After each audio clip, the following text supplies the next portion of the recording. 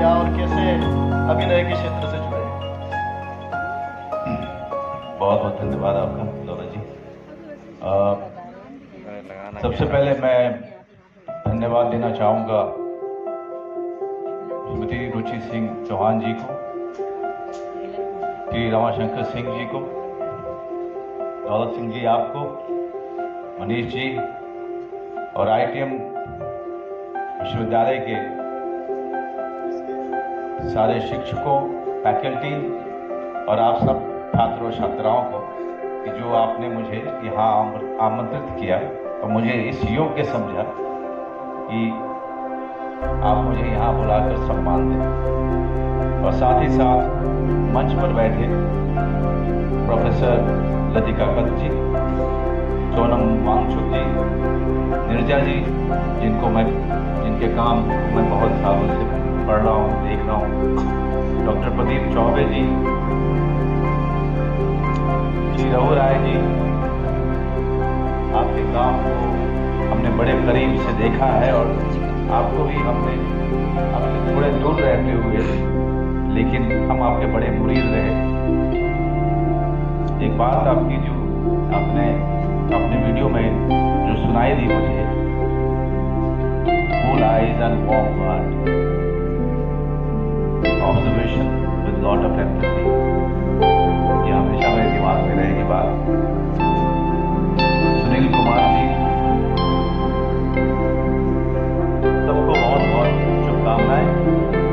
और आपके प्रश्न का उत्तर देते हुए मैं सिर्फ इतना कहना चाहूँगा दोस्तों, मैं गाँव बिहार और नेपाल बॉर्डर बिल्कुल करीब मेरे पिताजी के साथ और हम मेरे पिताजी की बड़ी मुश्किल थी 6 बच्चों को पढ़ा पाना, शिक्षा दिला पाना। उनके कष्ट को, उनके संघर्ष को जो है बड़े करीब से मैं देखता था, क्योंकि भगवान ने चाहा था कि मैं अभिनेता बनूं, वो ऐसा लग रहा है मुझे।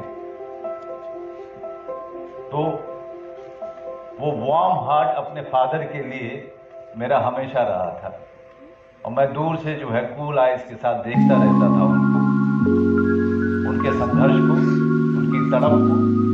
उनकी बड़ी इच्छा थी कि मेरे सारे बच्चे ग्रेजुएट बने।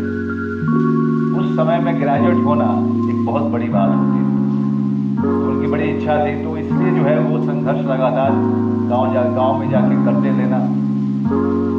कभी कभी बस आती थी, कभी कोई बस आती थी और अचानक उसकी सेवा ही बंद हो जाती थी, जो हमें स्कूल डिस्ट्रिक्ट टाउन तक लेके जाती थी वो बस।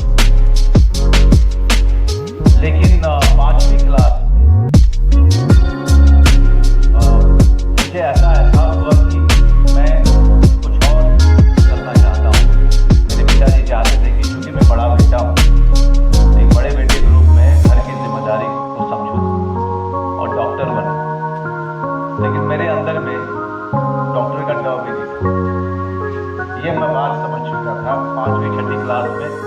मेरे टीचर ने मुझे कहा कि क्लास को रिप्रेजेंट करने के लिए एलोक्यूशन कॉन्टेस्ट में मनोज वाजपेयी को चुना जाता है। अब बहुत ही शांत, धीर गंभीर, चुप रहने वाला लड़का हुआ करता था। और मुझे कविता दी गई थी कि हरिवंश राय बच्चन जी की कविता जो बीत गई सो बात।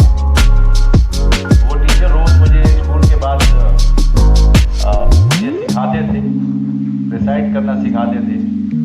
और जब समय आया कॉन्टेस्ट का, तब इसी तरह के मंच पे जाकर के करीब पूरे स्कूल के सामने जब मैंने वो कविता पढ़ी थी और जब मैं नीचे उतरा था और जो तालियों की गड़गड़ाहट थी, मुझे लग गया कि मेरा रास्ता डॉक्टरी की तरफ नहीं जाता है, मेरा रास्ता ये मंच है। और मैं यहाँ पर वो चुप रहने वाला, वो शांत, वो गंभीर स्वभाव का बच्चा, मुझे लगा कि जब मैं मंच पे खड़ा था तब मैं अपने आप को एक्सप्रेस कर पाया। That was the only time I felt liberated. That was the only time I felt a lot of freedom. Freedom to be, freedom to move, freedom to say things the way I wanted to say. एक आज़ादी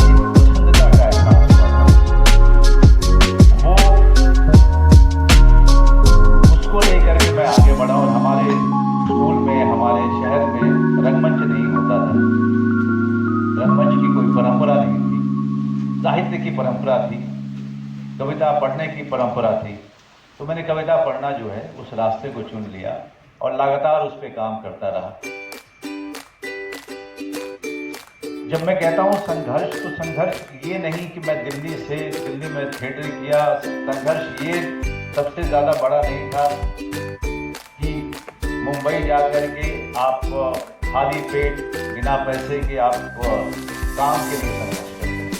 मेरा संघर्ष सबसे बड़ा था, मैं उस छोटी सी जगह से निकल के दिल्ली कैसे पहुँचूं। मैं उस छोटी सी जगह से निकल के मैं रंगमंच करने के लिए किसी ऐसे शहर में कैसे जा पाऊँ, जिस शहर से बस भी जो है डायरेक्ट पटना तक की नहीं होती, जिस शहर में सपने देखना अपने आप में ही बहुत बड़ी मुसीबत का काम हुआ करता है कि अगर आप सपना देख भी लें तो सपने को पूरा करने के लिए यहाँ से निकलेंगे कैसे आप। उसका कारण ये था कि क्योंकि ज़्यादातर बच्चे निम्न मध्यम वर्गीय परिवार से, लोअर मिडिल क्लास से आते थे। ज़्यादातर बच्चे जो है किसानों के बच्चे हुआ करते थे, गांव के बच्चे हुआ करते थे। उनके लिए वहाँ उस जगह को छोड़ पाना उस समय में बहुत मुश्किल काम था। जिस समय सिर्फ ट्रांजिस्टर हुआ करता था, मैं उस समय की बात कर रहा हूँ। हमारी तरफ जो है फोन भी नहीं हुआ करते, इसके लिए मैं वापस मुंबई जाऊँगा, वापस बर्लिन के लिए। वहाँ पर टेबल को कंपटीशन सेक्शन में रखा गया है। 30 साल के बाद हिंदुस्तान के किसी सिनेमा को वहाँ पर सेक्शन में उसका चुनाव हुआ है। राम रेड्डी बहुत काबिल फिल्म मेकर हैं, बहुत ही यंग। अगर वो ठान लें तो